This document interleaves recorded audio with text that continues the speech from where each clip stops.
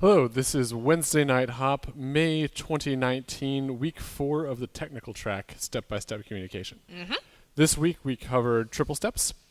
So in addition to doing everything that you did in the previous weeks, you can do triple steps as well.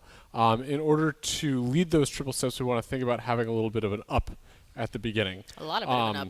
If you were just dancing on the floor, this would be provided by your pulse. Yes. But the way we've been doing things in class, it has to be a little bit more of a special thing. So we think of it like and triple step, and triple step. And that works in all directions, and triple step, and triple step. You can also do them as big or as small as you want, so you can have a nice big traveling triple step, or you can have one that just really stays right underneath yourself. It is also we talked about it being a very vertical initial movement, so your initial move is up on the ball of your foot, so you're actually coming up here.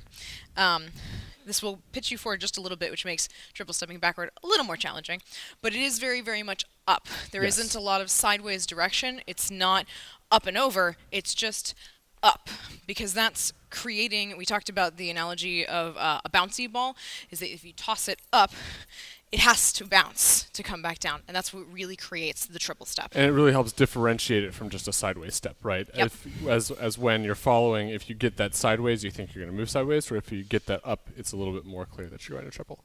So together, that looks like, yes. The same thing in class. Yes, we did. A triple step. A triple step. Should we turn 90 degrees and Yep. show from the side? So, whoop, So single side step, shoop. and triple step. Heather was anticipating. Okay, here we go. Then we also talked about closed position.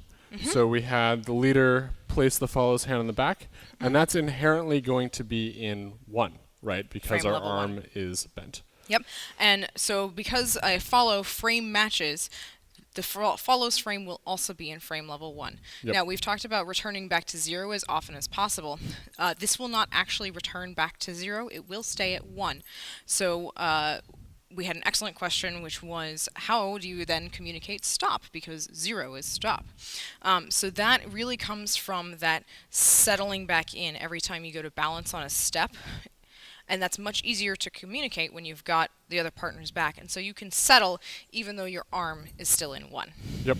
And we did all the moves that we've done in previous weeks in closed.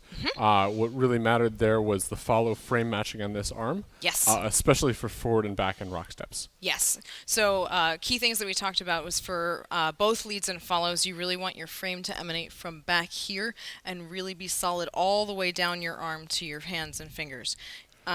And then that needs to be true for both. So if the lead initiates that frame, the follow needs to match that. There will inherently be lag in that communication because you can't read the leader's mind.